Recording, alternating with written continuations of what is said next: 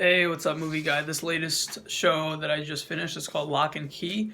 I will say that I was pretty hooked. I was very interested to see what's going to happen next, and when a show does that, you know that it's impressive. So overall, between all the themes that just struck me as very intriguing and how fast the plot picked up, because they recognized this generation needs a little, don't take so long to transition us. Pull us in. That gets rewarded with like a lot of points in my mind. So it's like a 9.5. And the only flaw that I found, which is probably because it's trying to cater to a younger audience too, was that sometimes it's kind of obvious what's going on, and they fill in so much parts of the show as if like we're not gonna know like that's gonna happen, when a bunch of us probably already figured everything out based on the certain foreshadows, certain meaning whenever there's foreshadowing, I noticed, and hints, it's usually very common that you're right, that what you think might be a foreshadow is a foreshadow. So that's not, foreshadowing is actually it's a good thing. It gets the audience prepared and stuff like that. But one possible setback is that it could be predictable, and it's going like at a slow pace where you realize, come on, how old am I? I'm an adult over here. But then you also understand that it's probably trying to cater to the ages like 13 through 18, who are not yet familiar with the system of how a lot of these shows work, from different genres, and they're not piecing things together like an adult would. So, but it's certainly very intriguing, very engaging.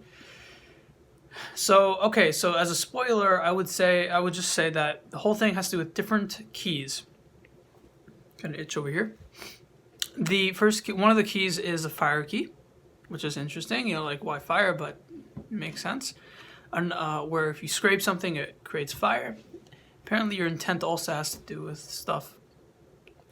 Next is a head key, where you get inside your own head. And what's very interesting is that someone actually goes crazy by locking themselves out of their own head. It's not clear. So there are some unanswered questions which make a next season very worthwhile that weren't answered. But I have a feeling the kid, like only the older people who like the show, like people who are not in their teenagers, will probably care more about the smaller details, like why is she in an insane asylum? How did she get there? Is it possible to bring the dad back from the dead? Like I'm trying to think of wider questions that I thought of during the show that wasn't essential to the plot. Okay, next there is the key that, I don't know what it's called, but it changes your identity. You lock it over there. There's one where you stick it into a tree. I don't know if it's every tree. That's another point that they don't make clear. And it allows you to store memories. It's a storage area, apparently, using the roots. It's also not clear if this tree, you can control the tree. They didn't make that clear either. So there's those four keys, I think. We said the identity one. We said okay. Oh, there's a key that lets you put anything back together by putting it inside a cabinet, which is interesting. But some of these keys, you can only use them in that house. So that's like one of the setbacks I was thinking. It's like you can't get rid of this house. That's kind of, isn't that kind of dumb? So it just binds you to the house a bit, but it's not a big deal. There is another key. The best key is the anywhere key, where if you think of a place and it takes you to a door in that place.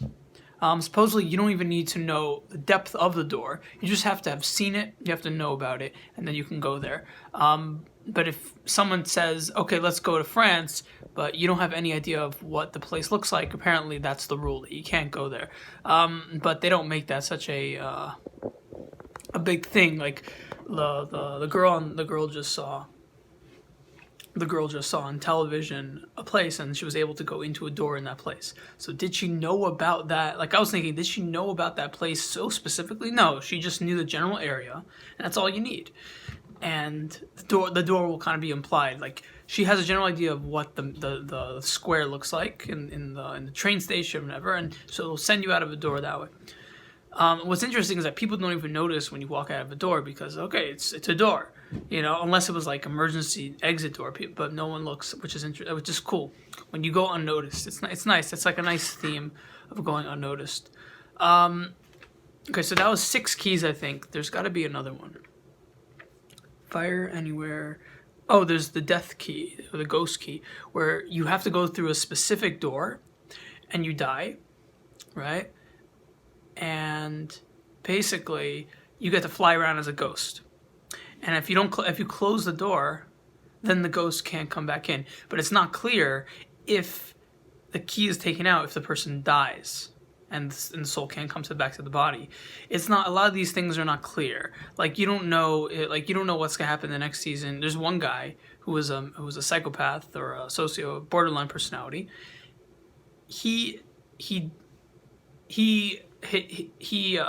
goes through the door. He's trying to escape the police, but you don't know if he actually dies. I mean, he dies because of the death key, but could he return back to the body? And if he could, would his loss of blood be influenced by would that influence his ability to do it? Would it, there's a lot of questions there. Or maybe because there was a key involved, he's actually able to resurrect easier. Like, those are some questions we don't know the answers to. We probably won't find out. It was, chances are, if his body's stored in a morgue, even if it doesn't get cremated, he's probably as good as dead.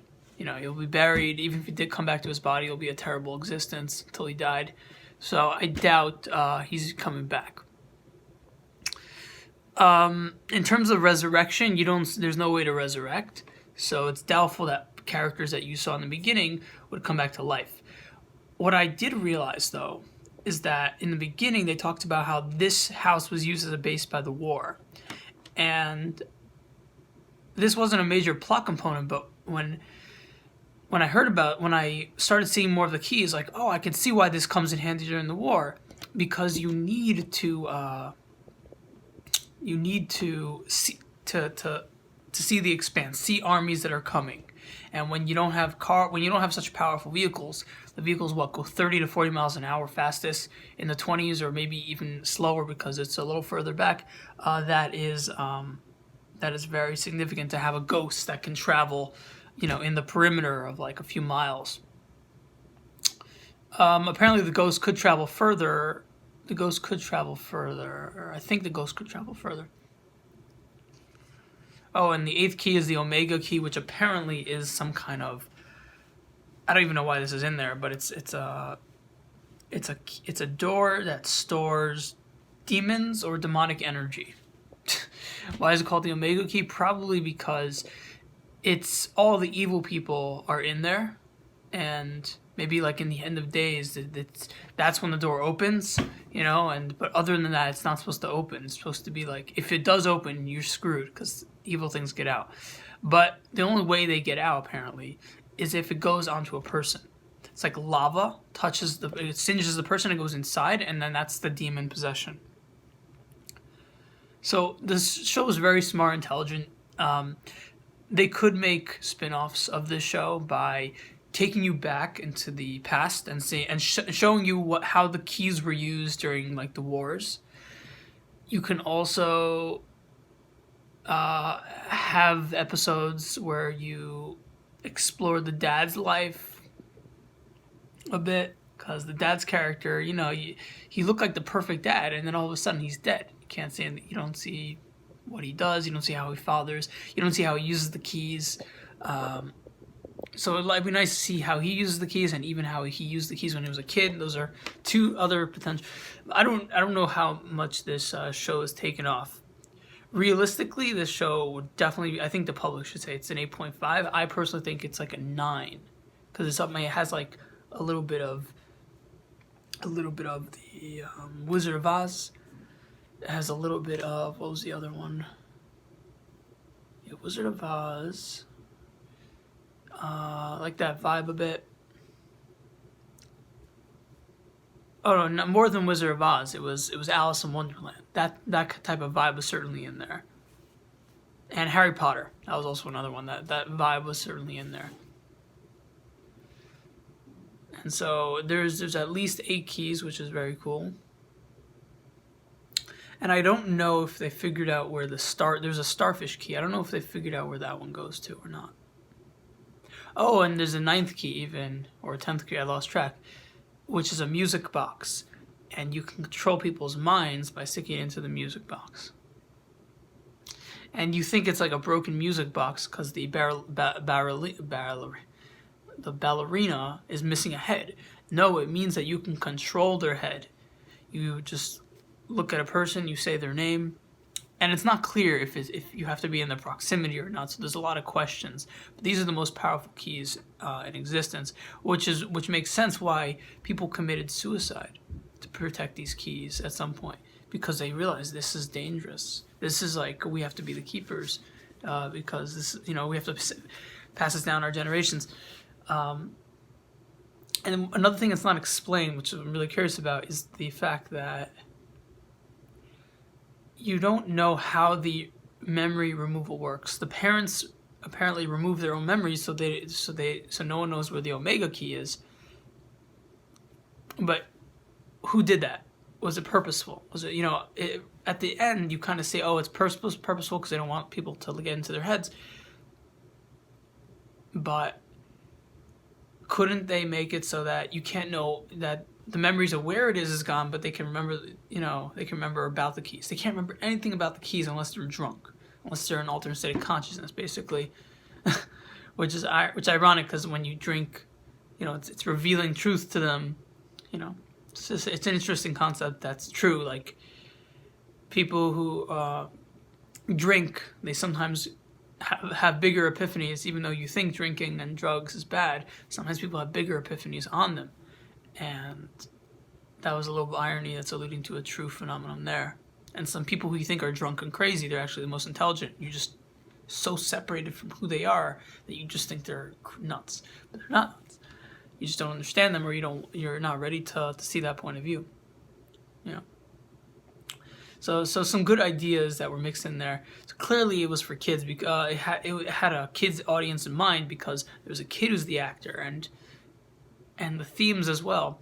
But it doesn't feel like it's for kids. It's too dark. The whole time it's too dark. So it has both qualities, which is very rare in the show, where you're trying to hit a certain sample of kids audience, and you also know you're trying to hit a certain sample of adult audience, like adults might be interested in this, which was impressive. How do you get both? So I think they did a good job there, and the way they did that was keep making it dark, keep it dark, because I don't know how many kids care about whether it's dark or not. They're not necessarily looking for that.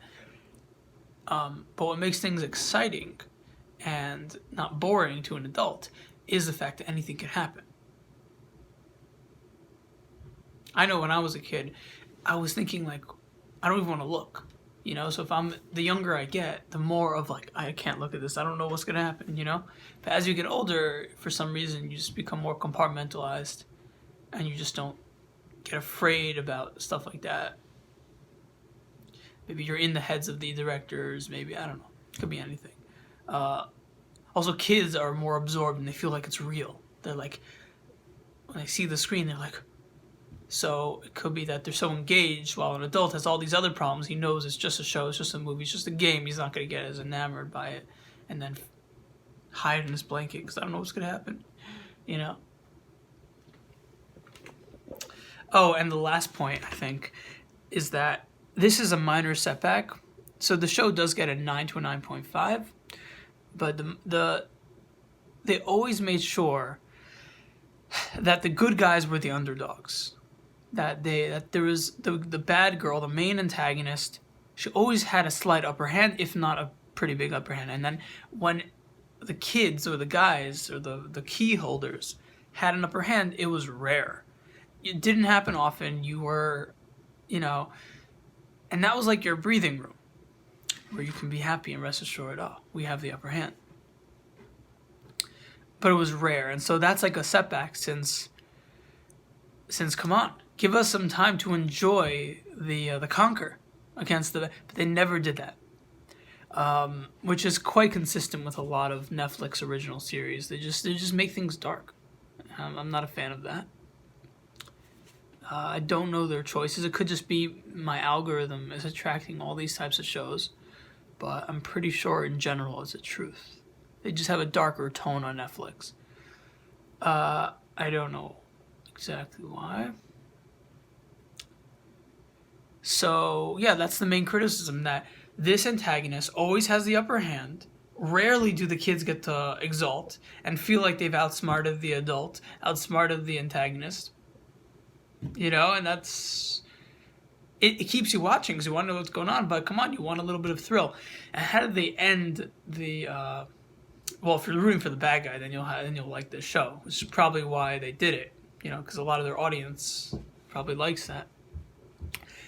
The end of the show showed that they actually sent a good person to hell. So what's going to happen is they're going to have to open the door, try to find her, and that's good. It's just a whole world of negativity of like what happened to the good guy, what happened to Ellie, Ellie. That's her name. She was sent to hell, because she was traded in for someone else. So that was very sad. And also you're thinking, is she experiencing suffering now? Is the door only for evil people? Will the evil people in the door hurt her? Are they able to make her escape?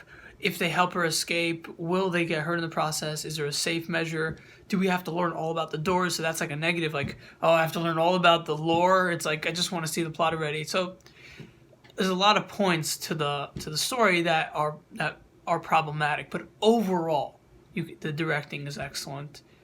The concepts are excellent. The idea of the keys, the way they do it. During the show, I said it was a 9.5. By the end, I was, it's definitely a 9 in my book. I think the public should give it an 8.5, and I'm actually going to do this. Let's look up Locke and Key. Okay, it gets a 7.6 on IMDb. So that's a 7.5. Let's round that to 7.5, which is a whole point lower than me, but in general, I appreciate more things. Rotten Tomatoes has the same thing, 73, or round it to 75.